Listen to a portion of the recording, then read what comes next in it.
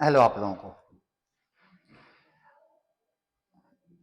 Set number 26 का explanation हम लोग देखते हैं। आपने बनाया होगा उम्मीद है। और अब एग्जामिनेशन बहुत नज़दीक आ रहा है। अब आपको अपने जितने भी मेहनत इतने दिनों से कर रहे थे उसको एक शेप देने का है, फिनिशिंग टच देने का है। तो मैं इस वीक भर आपका 2 और टेस्ट लेता हूं, आप में से जो लोग भी दे रहे हैं। एंड अगले वीक से, चूंकि अगले वीक में मेरे को लगता है कि वीक के लास्ट से अब परीक्षा 2 दिन होगी ही होगी, तो मैं अगले वीक से इसको डिसकंटिन्यू कर रहा हूँ। एंड ध्यान रखिएगा कि मैं उसके बाद कुछ और चीज़ें, क्योंकि परीक्षा के बाद आप निश्चिंत नहीं हो जाओ और अपनी तैयारी को छोड़ना मत, तो मैं आपको कोशिश करूंगा इन्वॉल्व करने का। अभी आप आंसर्स को मैच करें और देखें। 21 का आंसर में मैंने चेंज किया है, it has to be C.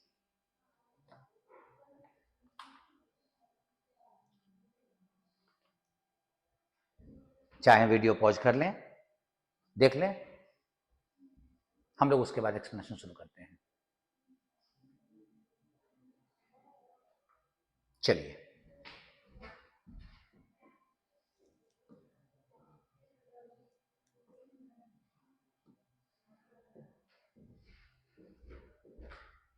Question में इसका स्पेलिंग गड़बड़ है।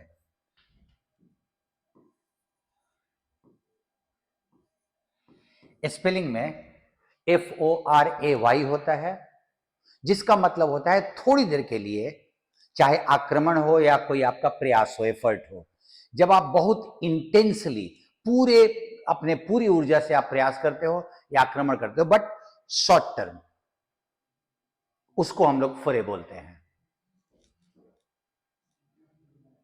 ये ट्रेड, इसका मतलब होता है चलना, TREAD, चलना, वॉक। चलिए, क्वेश्चन नंबर 2 को देखें। हम क्वेश्चन नंबर 2 में आप जरा ध्यान दीजिए कि आपके ऑप्शन से इवन आपका आ जा रहा है आंसर में DACD, मतलब बी आपका फर्स्ट सेंटेंस नहीं है। अब अगर ए को देखो तो द अदर डिटर्मिनेंट, एक और निर्धारक तत्व है, तो ये फर्स्ट ए तो होगा नहीं, मेरा ऑप्शन नंबर बी गया। और अगर हम डी देखें, policy changes such as opening up close sectors such as telecom and insurance will also raise productivity, ये भी प्रोडक्टिविटी बढ़ाएगा। तो ये तुम्हारा फर्स्ट सेंटेंस होगा नहीं, और डी अगर फर्स्ट नहीं होगा, ए को फर्स्ट नहीं होना है, तो सी फर्स्ट जाएगा और आंसर यहीं से निकल जाएगा, क्योंकि 2 जगह सी होता तो हम आगे सोचते। आगे का थर्ड नंबर, कोई प्रॉब्लम नहीं है, सी आंसर होगा। द न्यूज़पेपर रिपोर्ट्स वेर मेंडेसियस, मेंडेसियस होता है झूठा, और अगर आपको उसका सिनोनिम देना है तो it has to be false. Mendacious का वो सिनोनिम है फॉल्स। प्रोवोकेटिव, भड़काऊ, भाषण आदि के लिए। मिस्chievous, दुष्टा भरा। He aims at perfection in whatever job, perfection का अगर आप उल्टा देखो तो याद रखना इमेच्योरिटी होगा। डिफिशियंसी, कमी होता है, किसी चीज की कमी को हम लोग डिफिशियंसी बोलते हैं। तो अगर उसकी प्रचुरता होगी तो वो उसका एंटोनिम हो सकता था, बट परफेक्शन जिसमें काम में आप एकदम परफेक्ट हो, तो उसका उल्टा इमेच्योरिटी जाएगा। Next question, read between the lines. जो चीजें लिखी हुई हैं उससे वो बात समझना जो क्लियरली स्पष्ट रूप से नहीं लिखा हुआ है, that is called read between the lines. Next question 7 number c. 8 number question बहुत अच्छा था, आप ध्यान दो। यहां विश, एक्सेप्ट ये नहीं होगा, आप जानते हो, होप और एक्सपेक्ट। अभी 3 वर्ड में आपको कंफ्यूजन हुआ, आप ये ध्यान देना। आंसर आपने अभी मैच किया होगा, आंसर में ये है कारण इसका है कि जब आप होप करते हो तो मन में एक आशा रहती है, उसका कोई आधार नहीं होता। अगर आप विश करते हो तो वो भी मन में कोई इच्छा जगती है, कोई अच्छी सी इच्छा जगती है, लेकिन एक्सपेक्ट करते हो तो तुम्हारे पास कुछ कारण होता है, तब तुम एक्सपेक्ट कर रहे हो। अगर इंडियन टीम के बारे में हम होप कर रहे हैं तो बस ये है कि वो अच्छा खेलेगी, लेकिन अगर एक्सपेक्ट कर रहे हैं तो मैं जानता हूं कि टीम में अच्छे अच्छे प्लेयर्स हैं तो शायद अच्छा खेले वो। ये होप नहीं है, विश नहीं है। विश और होप तो हमेशा होता है। अब आप सेंटेंस देखिए, आपका इस फिलर के पहले एक सेंटेंस दिया हुआ है और उस सेंटेंस में लिखा है you have all come well prepared. बोलने वाला बोल रहा है कि उसको पता है कि तुम सब लोग अच्छे से प्रिपेयर करके आए हो, तो अब मैं एक्सपेक्ट करूंगा ना आपसे कि आप अच्छा परफॉर्म करोगे, इसीलिए आंसर एक्सपेक्ट जाएगा। इसको नहीं लिखा जाता तो विश या होप हो सकता था। Question number 9, answer b. ये सब आराम से आसानी से बनेगा। Move. Something unpleasant and unexpected, कोई ऐसी बुरी चीज जो अचानक घटित हो जाए, and that is a bolt from the blue. अचानक, अनएक्सपेक्टेड, बट अच्छा नहीं। A flash in the pan, थोड़ी देर के लिए, क्षणिक, टेम्पररी। अ स्क्वायर डील, कोई भी ऐसा काम जो ईमानदारी पूर्ण हो। And a chill to the heart, डराने वाला, खून को जमाने वाला। इनर वेट का मतलब होता है किसी को कमजोर करना, वीकन, और उसका उल्टा एनर्जाइज्ड। क्वेश्चन नंबर 12 का आंसर डी। अब इसको देखिए, just as in a family it is the willing cooperation of its, क्योंकि आप ध्यान दो कि एक ही वर्ब का ब्रिंग का 3 फॉर्म और एक बाई का, तो बाई वाला, तो बाई का जो सेकंड और थर्ड फॉर्म होता है बॉट, वो आप जानते हो कि वहां डी नहीं होगा। अब ब्रिंग का फॉर्म डालना है, यहां पे प्रेजेंट इंडेफिनिट लिखा हुआ है, so it is in the larger family of the nation. तो ये एक नॉर्मल स्टेटमेंट है, और नॉर्मल स्टेटमेंट में आपका जो वर्ब का फॉर्म होगा वो तो इंडेफिनिट ही होना चाहिए ना। जैसा एक परिवार में होता है कि सब लोग कोऑपरेट करते हैं तो परिवार आगे बढ़ता है, वैसा ही देश के साथ भी होता है। नॉर्मल स्टेटमेंट है आपका, वो स्टेटमेंट प्रेजेंट इंडेफिनिट से बनेगा। Next question please. Incorrectly, beginning का स्पेलिंग देखिए, डबल एन होता है ना। बेलिटिल का मतलब होता है किसी का अनादर करना, अपमान करना, उसको नीचा दिखाना। अभी इस सेंटेंस को देखो, cigarette advertising has been banned from television and radio, उसको बैन कर दिया गया है, तो उसके बाद तो क्यों ही आएगा ना। समय आ गया है to ban it from newspapers, magazines and billboards as well भी। अब समय आ गया है कि हम उसको वहां भी बैन करें। अब अगर देखो तो क्यूआर और क्यूएस, आर में लिखा हुआ है the major tobacco companies not bother to consider what is right and wrong have filed a suit, उन्होंने केस कर दिया है। अब क्या हम क्यू के बाद आर रखें या एस, क्योंकि एस में लिखा हुआ है दिस इज जस्टिफिएबल, ये बहुत उचित है, बैन करना ही उचित है ना, तो क्यू के बाद एस आएगा।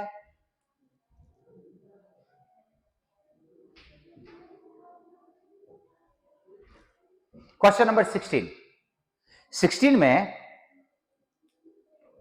आप जरा देखो कि आपका फर्स्ट सेंटेंस में ए और डी दिया हुआ है। अब जरा डी देखो, on the macro front, macro front होता है बड़े स्तर पर। अब जरा आप ध्यान दो कि बड़े स्तर पर inflation remains the biggest fear, inflation सबसे बड़ा फियर है। और अगर ए को चेक करें, there is an ongoing debate on whether the 8% plus growth marks a structural break. एक अभी डिबेट चल रहा है कि क्या हम जीडीपी का 8% ग्रोथ के बारे में बात कर रहा है। तो इन्फ्लेशन एक पार्ट है उसका ग्रोथ का, तो हम पहले ग्रोथ रखते हैं क्योंकि इसमें भी इन्फ्लेशन है। कंज्यूमर इन्फ्लेशन अबव 7%, तो तुम्हारा डी के साथ तो बी बैठेगा ही, और ए तुम्हारा पहला आएगा, तो डी के साथ बी आने का है और ए तुम्हारा पहला, तो आंसर तुम्हारा बी जाएगा, क्योंकि ये टॉपिक का इंट्रोडक्शन है। ठीक है, तुम ए के बाद सी पढ़ो। इंडिया पोटेंशियल और sustainable trade growth is estimated to be, क्योंकि अभी भी ए के साथ तो सी आएगा ना, 8% ग्रोथ, और अब माना जाता है कि इंडिया में जो ग्रोथ हो सकता है वो 6.5% का हो सकता है। ए के साथ सी बैठ रहा है तुम्हारा। हार्ड टू अंडरस्टैंड, जिसको समझना बहुत मुश्किल हो, एंड दैट इज कॉल्ड एब्स्ट्रूज, क्योंकि एब्सर्ड बेतुका होता है। ऑब्ट्यूज अगर व्यक्ति के लिए इस्तेमाल किया जाए तो उसकी बुद्धि मंद हो, मंद बुद्धि, और ऑब्ट्यूज अगर कोई ऑब्जेक्ट होगा तो वो नुकीला शार्प नहीं होगा। एंड पंक्चुअलियस अपने काम में बहुत परफेक्ट टाइप का, अच्छे से परफेक्टली काम को करने वाला।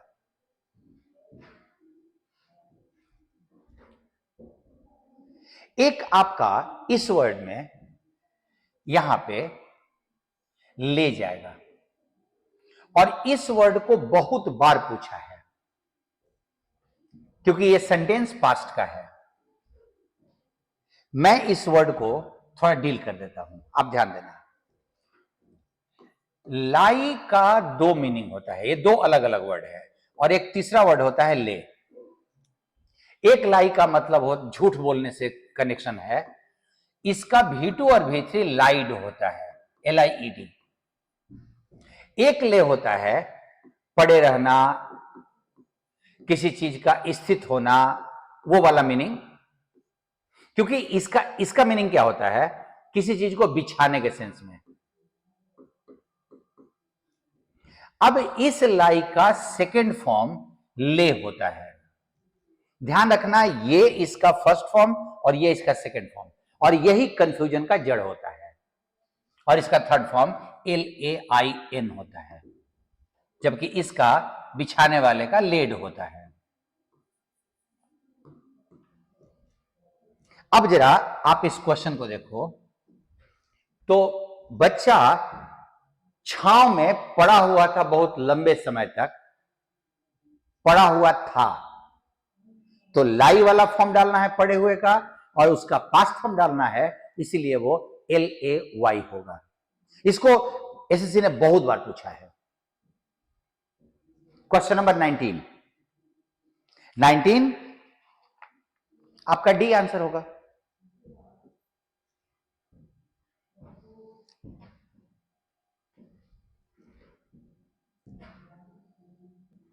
नेक्स्ट क्वेश्चन,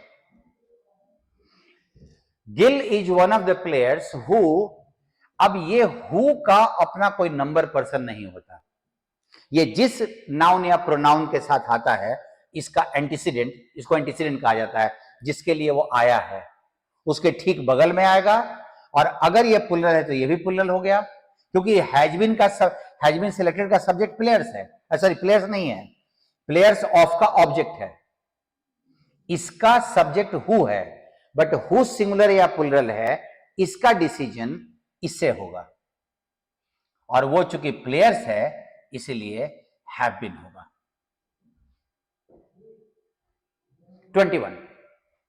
21 में अगर आप नजर डालो तो आपके सारे सेंटेंस में ए दिया हुआ है। ठीक है, अभी देखो, the death of cinema has been predicted annually. Cinema के बारे में हर साल हम बोलते हैं कि ये खत्म हो जाएगा, उसके बाद तो बी ही आएगा ना, इट हैज नॉट हैपेंड, ये हुआ नहीं है। इन दोनों में से अब जैसे ए के बाद अगर बी आना है तो सी डी और डी सी का तुमको डिसीजन करना था। मैंने क्यों चेंज किया, it was said that the television would kill it of, कहा जाता था कि टेलीविजन इसको खत्म कर देगा, और ऑडियंस कम हुई, प्लमेट का मतलब होता है कम होना, देन द होम कंप्यूटर, तो सी के बाद डी आएगा।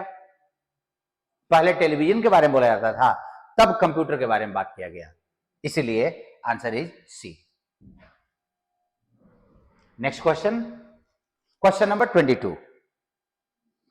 22 में आप जरा ध्यान दीजिए, एक बड़ा इंटरेस्टिंग क्वेश्चन था। अब ये आपने कैसे बनाया, ये बहुत इंपॉर्टेंट है, क्योंकि इसमें Triassic time and then Paleocene time, then Oligocene time and then Eocene time.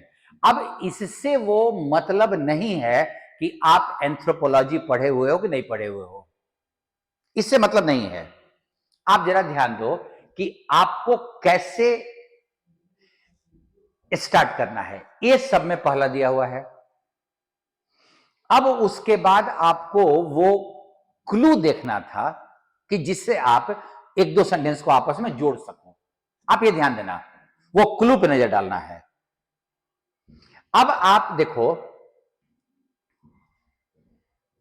Development was retarded, development जो था वो धीमा हो गया इसका, until the sudden acceleration of evolutionary change that occurred in the oldest Paleocene time में जो हुआ था।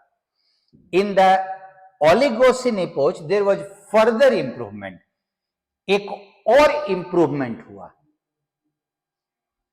This led in dash time to an increase in average size, इसके चलते एवरेज साइज में इंक्रीज हुआ। किसके चलते, आप जरा ध्यान दीजिएगा, क्योंकि यहां पे फर्दर इंप्रूवमेंट हुआ है। अब आप अगर सोचो तो आपका ए के बाद पहले हम डेवलपमेंट को कम कराएंगे, क्योंकि इन दोनों में इंप्रूवमेंट की बात हो रही है, और इसके चलते सडन एक्सेलरेशन ऑफ एवोल्यूशनल चेंज हुआ, उसके चलते एवरेज साइज में बढ़ोतरी हुई, और वो फर्दर इंक्रीज इस पीरियड में हुआ। सो ए बी डी सी, आप अंडरस्टैंडिंग से चेक कीजिएगा। ये आपका क्लू था जिसके चलते हमने आंसर निकाला। Will those of you who have objections to this proposal, वो सारे लोग जिनको इस प्रपोजल पे ऑब्जेक्शन है, जिसका अभी डिस्कशन हो रहा है, हैविंग डिस्कस्ड का मतलब एक्टिव में दिया हुआ है, जबकि प्रपोजल पे कौन डिस्कशन कर रहा है ये नहीं सेंटेंस में है, तो वर्ब बोलना होगा पैसिव में, और डिस्कशन अभी हो रहा है। हम लोग जो डिस्कशन कर रहे हैं उनको जो ऑब्जेक्शन है अपने हाथ उठाए, तो चूंकि वर्ब को पैसिव बनना है, ये तुम्हारा एक्टिव फॉर्म है, ये तुम्हारा एक्टिव फॉर्म है। डिस्कस्ड को भीतरी ले सकते थे, पैसिव में ले सकते हैं, लेकिन तब ये पास्ट से जुड़ जाएगा, पहले डिस्कशन हो चुका है। विच इज बीइंग डिस्कस्ड, यहां देखो, यहां का जो क्लू है वो है एट वन टाइम, एक समय में, किसी खास समय की बात कर रहा है, और जब किसी खास समय की बात कर रहा है तो ओन का मतलब उनके पास था, यूज टू हैबिचुअल एक्टिविटी के लिए इस्तेमाल करते हैं। सिंपल, ये एक सिचुएशन था, और जो सिचुएशन बताने की जो बात होती है वो पास्ट इंडेफिनिट से हम करते हैं। नेक्स्ट प्लीज, 25 नंबर क्वेश्चन में आप दो, बी नंबर जाएगा। That which is out of place, जो किसी परिस्थिति में, मतलब उस मौके के अनुरूप, उस स्थान के अनुरूप फिट नहीं हो रहा है, और इसको एनाक्रोनिस्टिक कहा जाता है। जब दो चीजें तालमेल में नहीं हो तो उनको इनकॉन्ग्रुअस कहा जाता है। जब दो चीजें तालमेल में नहीं हो, बेमेल हो, आर्काइक जो पुरानी चीज हो उसको आर्काइक बोलते हैं, एंड ऑब्सोलीट वैसी चीज जिसका अभी वो प्रचलन से बाहर चला गया है, अब उसका कोई इस्तेमाल नहीं करता है। लेकिन अगर कोई आउट ऑफ प्लेस है, उस स्थान के लिए वो अनुपयुक्त है, तो वो एनाक्रोनिस्टिक है। 27 नंबर में आप नजर डालिए, आपका फर्स्ट सेंटेंस ए है, a reptile becomes stuck in a swamp and dies. एक दलदल में रेप्टाइल चिपक जाता है, वहां फंस जाता है और वो मर जाता है। अब उसके बाद दो जगह बी, एक जगह सी और एक जगह डी। अगर आप सी को देखो, चेंजेज इन सी लेवल, तो यहां से यहां का कोई कनेक्शन नहीं है। डी में देखो, dead vegetation drifts to the bottom and covers them. जो सूखे पत्ते आदि हैं पेड़ पौधे के, जो वेजिटेशन है, वो ड्रिफ्ट्स टू द बॉटम, वो बह के तल में चला जाता है। तो वो तो सी लेवल से ही ना। अब देखो, जैसे जैसे सेंचुरी बीतता है एंड और ज्यादा वेजिटेशन वहां पे जमा होता है, द डिपॉजिट टर्न्स टू पिट। वो जो डिपॉजिट है जहां पे वो मरा है, वो पिट में बदल जाता है। तो ए के बाद बी आएगा। अब तुम्हारा उसके बाद तो सी ही आना है ना। फिर सी लेवल में जो चेंज होता है, तो स्वैम्प, फ्लड, वहां उस दलदल में पानी भर जाता है और जो डेड वेजिटेशन है वो फिर बह के नीचे चले जाते हैं। तो एबीसीडी आ जाएगा तुम्हारा। ये अच्छा क्वेश्चन था, आपने उसको सही से बनाया है तो बहुत अच्छा है। ये एक ग्रामर का क्वेश्चन है। ये दोनों अच्छे क्वेश्चन में से हैं। आप जरा ध्यान दीजिए। I have seen the film and she also has. अब जरा सोचो कि शी हैज ऑल्सो सीन, तो आप ऑल्सो का जगह देखना। एक बात आप ध्यान रखना कि ऑल्सो को सेंटेंस का लास्ट वर्ड हम नहीं बना सकते। ये ग्रामर का रूल है, और हम लास्ट नहीं बना सकते तो इसको हम यहां नहीं रखेंगे। अब टू को अगर इस्तेमाल करना है, शी हैज ऑल्सो सीन, क्योंकि हमको सही लिखना था ऐसे, शी हैज ऑल्सो सीन, सही एकदम ये होता। अब अगर हम सिन नहीं लिखेंगे, सॉरी, अगर हम सिन नहीं डालेंगे तो हमें ऐसे लिखना पड़ेगा, और ऑल्सो कभी लास्ट में नहीं जाएगा। तो अगर ऐसा कुछ है तो हम इसके जगह पे हम लास्ट में टू का इस्तेमाल कर सकते हैं, और टू का मतलब ही ऑल्सो होता है एक मीनिंग में। और उसी कारण से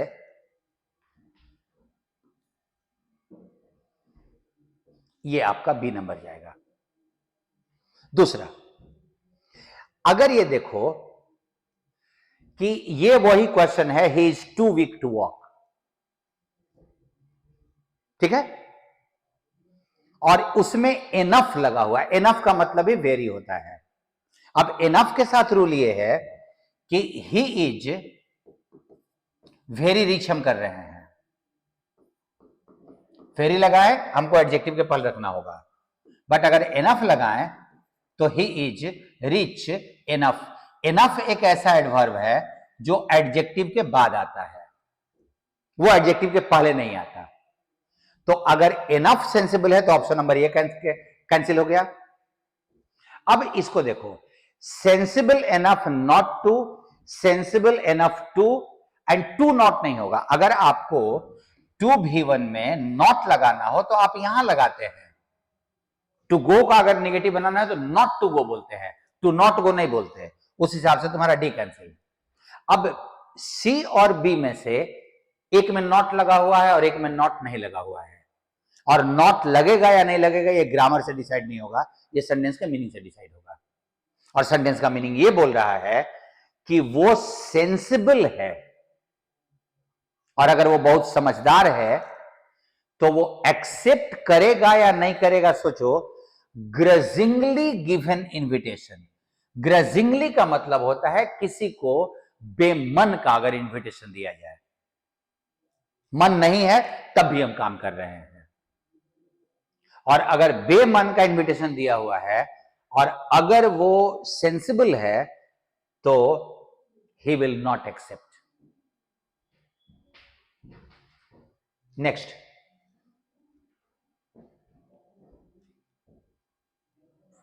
क्लोज, यहां पे लगा हुआ है टू, फॉलोइंग के साथ टू लगता नहीं है, गोइंग आफ्टर टू हो नहीं सकता, सुपरसीड का मतलब होता है किसी से आगे निकल जाना, तो अडेयर ही होगा ना। अडेयर टू का मतलब किसी बात पे, किसी काम पे टिके रहना।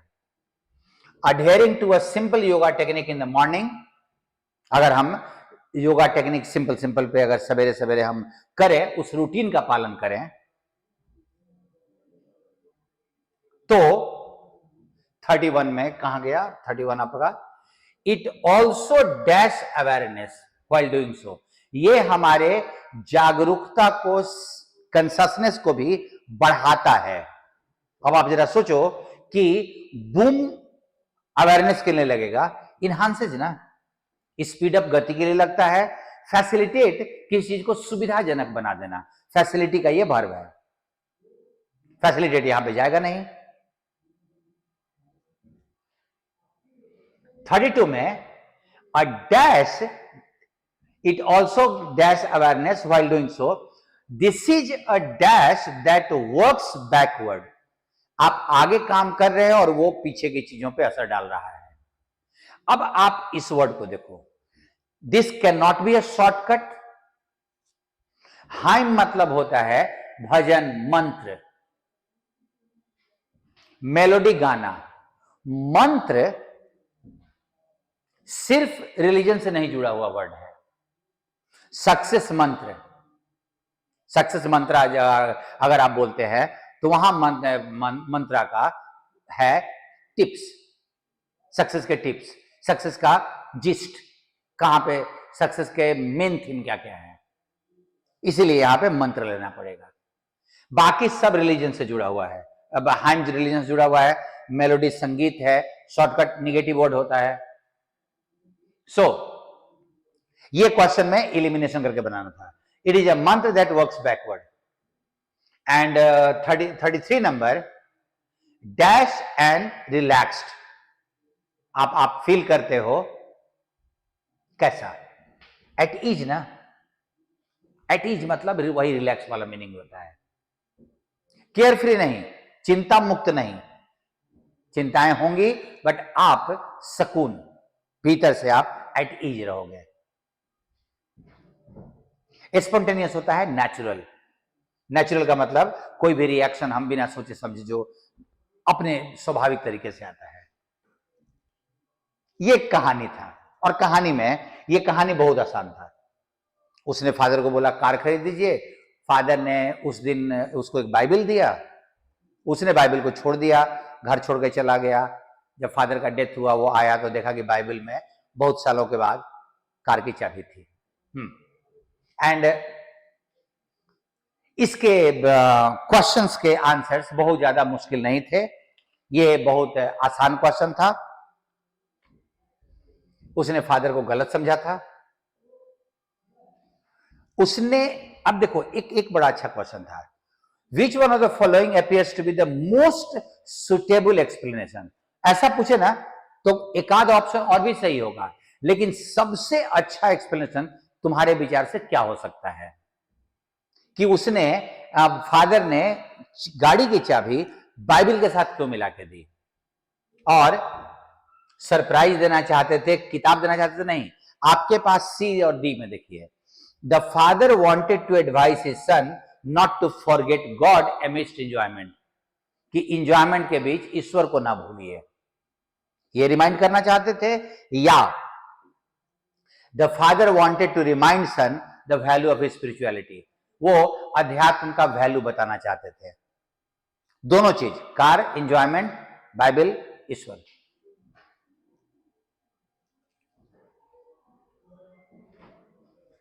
जब उसको अपने एक्सपेक्टेशन के अनुसार नहीं मिला तो उसने क्या कहा, उसने क्या किया, उसने घर छोड़ दिया। And moral of the story, read the Bible. ये मोरल तो हो नहीं सकता है, हड़बड़ी का काम शैतान का होता है। नेवर डाउट योर एल्डर्स, अपने बड़ों पे कभी डाउट मत कीजिए, ये कहीं नहीं है। इम्पेशेंस लीड्स टू प्रॉस्पेरिटी, अगर आप में धैर्य की कमी होगी तो आप बहुत कमा पाओगे, आपके पास धन बहुत ज्यादा होगा, ये भी नहीं है। यहां पे भी क्वेश्चन में बहुत क्लियर था। What is the man tempted to assume? Man क्या एज्यूम कर सकता है? We are tempted to assume technological progress is the real progress. ऐसा ही क्वेश्चन बाय एंड लार्ज, मोटा मोटी सीधा लोकेट करके बनाने वाला मैंने दिया, इसीलिए कि आप देख लो ऐसा ही क्वेश्चन जनरली आप जो बना रहे हो वो भारी भारी बना रहे हो, टफ नेचर के। अगर उसने बाय द वे, मैं ये नहीं बोल रहा हूं कि वो नहीं कर सकता, इसीलिए मैं सेंटेंस अरेंजमेंट को अच्छे लेवल पे रखा, लेकिन अगर वो जनरल एसएससी के अगर ट्रेंड को देखा जाए तो वो लोकेट करके बनाने वाला देता है, टोन देता है। तो टोन के क्वेश्चन आपने बनाए हैं, ऑप्शन के अनुसार आप बना लीजिएगा अपनी अंडरस्टैंडिंग का इस्तेमाल करके। इसमें एक टैबू वर्ड है। अब टैबू का वर्ड का अगर आप देखो, both east and west are threatened with the same danger and face the same destiny. Science and technology are neither good or bad. Science and technology अच्छे या बुरे नहीं होते। They are not to be tabooed, उनसे परहेज नहीं करना है, बट टेम्ड, उनको अपने पालतू के तौर पर रखना, अपने अंडर में रखना है और उनको उसका उचित स्थान देना है। तो टैबू का, they are not to be tabooed का मतलब हो गया they are not to be forbidden, damage उनको नहीं कर सकते। अगर ईस्ट वाले लोग मशीन्स का इस्तेमाल करना शुरू करें 40 नंबर में, तो यहां तो एकदम क्लियर लिखा हुआ है ना, they will get involve in power politics and drift to the danger of death. And यहां पे साइंस एंड टेक्नोलॉजी डेंजरस कब बनता है? जब वो आइडॉल बन जाए, when they become idol। और ये तो एकदम सीधा सीधा लिखा हुआ था।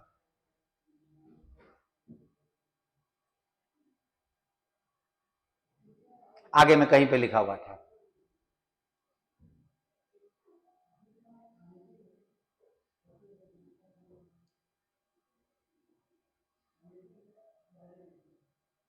यहां पे ना, next please.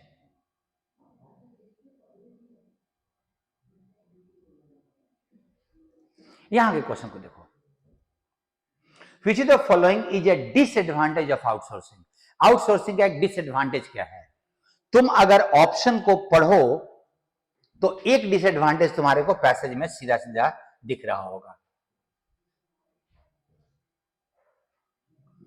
Outsourcing could adversely impact the quality of service. ये क्वालिटी ऑफ सर्विस को खराब कर सकता है। रब ऑफ को मैं यहीं कर लेता हूं, that would have a negative impact on our business. Rub off का मतलब इंपैक्ट। और यहां देख लीजिएगा, if an outsource is unable to reach an anticipated sales, जिसने स्टोर खोला है अगर उसका सेल जितना एंटिसिपेट किया गया था नहीं होगा, तो he will be compensated for the balance amount. जो उसको कहा जाता है कि इतने का बिजनेस आप कर लीजिएगा, उसमें जो बच जाता है, एंटिसिपेटेड सेल नहीं होता है, तो उसको कंपेंसेशन मिलेगा। आपके क्वेश्चंस के ये जवाब थे, वो मैं आपको दिखा रहा हूं। And kept 65% of the stake, company ने 65% शेयर अपने पास रखा, and therefore management control in its hand. और मैनेजमेंट इस हिसाब से मैनेजमेंट कंट्रोल भी अपने हाथ में रखा उसने। अब इन सेंटेंसेस को अगर आप ध्यान से देखो तो तुम्हारा